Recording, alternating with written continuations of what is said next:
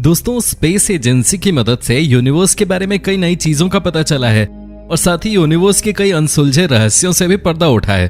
लेकिन आज भी यूनिवर्स के ऐसे दर्जनों रहस्य हैं जो पहेली बनी हुई हैं।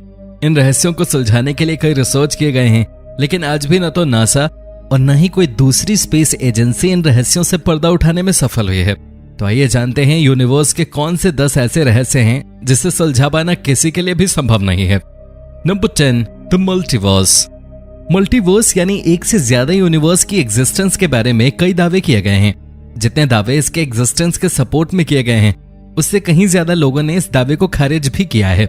साइंटिफिकली एक से ज्यादा यूनिवर्स के एग्जिस्टेंस से रिलेटेड कोई सबूत नहीं है, लेकिन इस बारे में भी कई लोगों का कहना है कि जब हम अपने यूनिवर्स को ही पूरी तरह से एक्सप्लोर नहीं कर सके हैं, ऐसे में दूसरे यूनिवर्स का सबूत ढूंढना स्पेस एजेंसी और एस्ट्रोनॉमर्स के लिए लगभग असंभव है।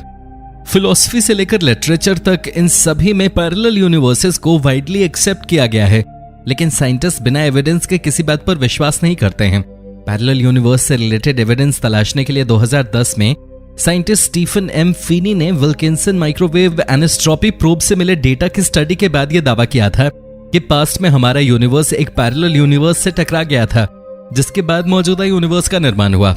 लेकिन जब और ज्यादा क्लियर डेटा का डीप एनालिसिस किया गया, तब ऐसा कोई भी एविडेंस नहीं मिला जिससे स्टीफन के दावे पर विश्वास किया जा सके। आज भी मल्टीवर्स बहुत बड़ी मिस्ट्री बने हुए है। आपको क्या लगता है, पैरेलल यूनिवर्स है या नहीं? कमेंट में जरूर बताएं। दोस्तों, याद रहे YouTube हमारे इस वीडियो की नोटिफिकेशन 19 लाख सब्सक्राइबर्स में से सिर्फ 1000 लोगों को ही भेजेगा और थोड़ी देर में इस वीडियो को भी गायब कर देगा, क्योंकि उसे अश्लीलता से ज्यादा पैसे मिलते हैं, न कि हमारे जैसे ज्ञानवर्धक वीडियो से। इसलिए अगर आप चाहते हैं कि हम और वीडियोस लाते रहें तो कृपया इसे इतना शेयर करें कि YouTube के मुंह पे तमाचा लग सके। Number 9, dark matter. यदि मैं आपसे कहूं कि यूनिवर्स के टोटल मास में से 85% मैटर किस फॉर्म में मौजूद है, इस बात की मिस्ट्री अभी तक नहीं सुलझाई जा सकी है, तो शायद आपके लिए इस पर विश्वास करना मुश्किल हो जाएगा, लेकिन यह सच है। हमारे यूनिवर्स में डार्क मैटर किस फॉर्म में प्रेजेंस में है, ये कोई नहीं जानता। डार्क मैटर इलेक्ट्रोमैग्नेटिक रेडिएशन से न तो इंटरैक्ट करता है, न ही कनेक्ट करता है, जिसकी वजह से किसी भी एग्जिस्टिंग एस्ट्रोनॉमिकल इंस्ट्रूमेंट से डिटेक्ट नहीं किया जा सकता है। डिटेक्ट नहीं हो पाने के कारण आज तक डार्क मैटर इनविजिबल है। साइंटिस्ट के पास कोई आइडिया नहीं है कि यह क्या है और किस फॉर्म में मौजूद है। अब आप सोच रहे होंगे कि जब इसे डिटेक्ट ही नहीं किया जा सकता है तो फिर इसके बारे में पता कैसे चला? डार्क मैटर की उपस्थिति का पता है इसकी प्रॉपर्टीज से लगाया जा सकता है। इसकी मौजूदगी से वेरियस ग्रेविटेशनल डिस्टॉर्शन उत्पन्न होते हैं, जिस वजह से डार्क मैटर का पता लगाया जा सकता है। आप कह सकते हैं कि dark matter is just like love, जिसे सिर्फ महसूस किया जा सकता है। Number 8, white hole. Black hole भी कभी मिस्ट्री हुआ करता था, लेकिन कई रिसर्च और पिछले साल इसका पहला फोटो सामने आने के बाद ब्लैक होल की मिस्ट्री सुलझ गई। हालांकि ब्लैक होल से रिलेटेड कई मिस्ट्रीज आज भी बनी हुई हैं। ब्लैक होल के साथ ही साइंटिस्ट के सामने एक और होल की मिस्ट्री बनी हुई है, और इस एक और मिस्टीरियस होल का नाम व्हाइट होल है। व्हाइट होल को ब्लैक होल का रिवर्स माना जाता है। ब्लैक होल से एनर्जी, मैटर और लाइट एस्केप नहीं कर सकते, जबकि व्हाइट होल से एनर्जी, मैटर और लाइट एस्केप तो कर सकता है, लेकिन बाहर से कुछ भी एंटर नहीं कर सकता। आइंस्टीन फील्ड इक्वेशंस के सॉल्यूशन के तौर पे इगोर नोविकोव ने 1964 में व्हाइट होल के बारे में प्रेडिक्ट किया था। कुछ साइंटिस्ट ने तो इसके एग्जिस्टेंस को एक्सेप्ट किया है, लेकिन ज्यादातर का मानना है कि व्हाइट होल नाम का कोई रीजन एग्जिस्ट नहीं करता। साइंटिस्ट का कहना है कि ऐसा कोई भी फिजिकल प्रोसेस है ही नहीं जिससे व्हाइट होल का निर्माण हो सके। Number 7, dark energy. Dark energy भी डार्क मैटर की तरह ही है, जो एग्जिस्ट तो करता है, लेकिन इसके बारे में कोई डिटेल अवेलेबल नहीं है। डार्क एनर्जी को यूनिवर्स के एक्सपेंशन के लिए रिस्पॉन्सिबल माना जाता है। ये एक मिस्टीरियस फोर्स है जिसके बारे में साइंटिस्ट इतना ही जानते हैं कि इसी फोर्स की वजह से यूनिवर्स नॉन स्टॉप एक्सपैंड हो रहा है। डार्क एनर्जी का 20वीं सदी में ही पता लग चुका था, लेकिन आज तक इसके बारे में पता नहीं चल सका है कि ये कौन सी एनर्जी है। Number 6, missing Baryon. यूनिवर्स के कॉम्पोजिशन के बारे में पता लगाने के लिए साइंटिस्ट ने डार्क एनर्जी और डार्क मैटर को एक साथ कंबाइन किया।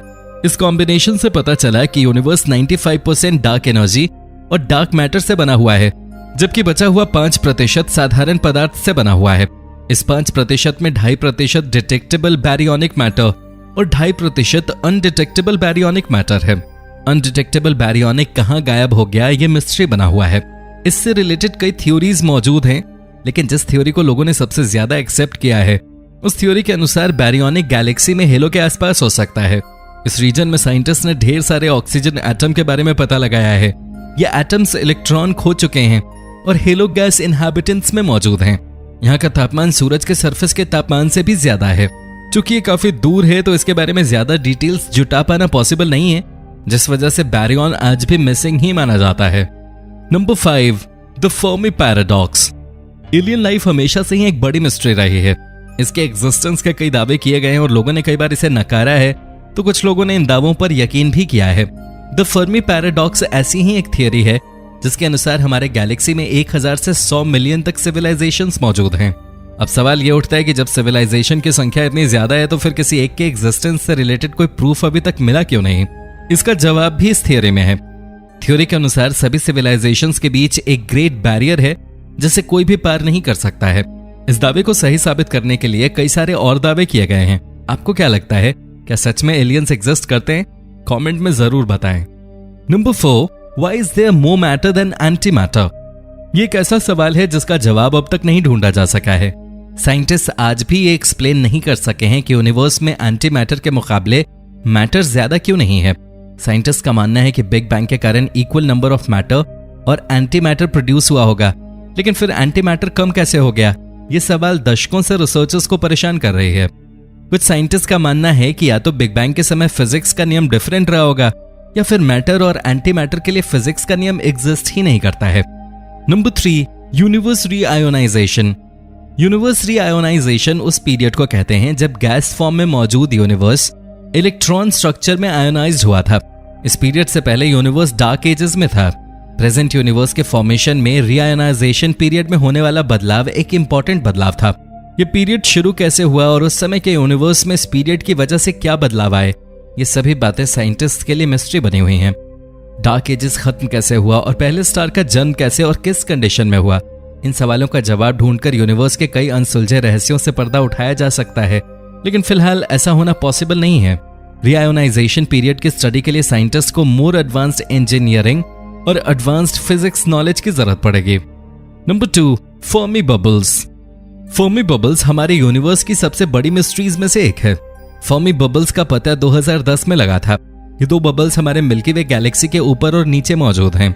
इन दोनों बबल्स का आकार ऑलमोस्ट गैलेक्सी जितना है। ये गैस और कॉस्मिक रेस से बने बबल्स हैं। इंपॉर्टेंट सवाल यह है कि आखिर ये बबल्स हैं क्या, गैलेक्सी में इनका क्या काम है, इतने बड़े जायंट स्पेस बबल्स का निर्माण हुआ कैसे? इस तरह के दर्जनों सवाल हैं जो इन बबल्स को देखने के बाद लोगों के मन में पैदा हुए, और इन सभी सवालों का एक ही जवाब है, it's mysterious.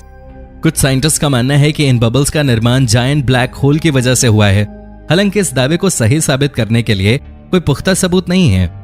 Number 1, the end of the universe. दुनिया और इंसानों के खत्म होने की भविष्यवाणी के साथ ही कई साइंटिस्ट ने इस यूनिवर्स के खत्म होने की भी भविष्यवाणी की है। इससे रिलेटेड कई थियोरीज भी अवेलेबल हैं जिसमें बताया गया है कि यूनिवर्स खत्म कैसे होगा। बिग क्रंच थियोरी के अनुसार एक समय ऐसा आएगा जब यूनिवर्स का एक्सपेंशन रुक जाएगा और फिर यूनिवर्स सिकुड़ने लगेगा। इसके बाद धीरे धीरे यूनिवर्स में मौजूद सभी मैटर और स्पेस टाइम डिमेंशनलेस सिंगुलैरिटी में कोलैप्स कर जाएंगे और फिर यूनिवर्स उसी स्थिति में पहुंच जाएगा जहां से बिग बैंग के बाद यूनिवर्स के फॉर्मेशन की शुरुआत हुई थी। कई और थ्योरीज हैं जिसमें अलग तरीके से यूनिवर्स के खत्म होने की बात कही गई है, लेकिन एक बात सभी थ्योरीज में कॉमन है और वो ये कि यूनिवर्स खत्म होने से पहले अर्थ से लाइफ खत्म हो जाएगा। क्या आपको लगता है कि साइंटिस्ट इन मिस्ट्रीज को सॉल्व कर पाएंगे? कमेंट में जरूर बताएं और साथ ही ये भी बताएं कि आप सबसे पहले किस मिस्ट्री को सॉल्व होते हुए देखना चाहेंगे। कमेंट के बाद चैनल को सब्सक्राइब करना ना भूलें। धन्यवाद।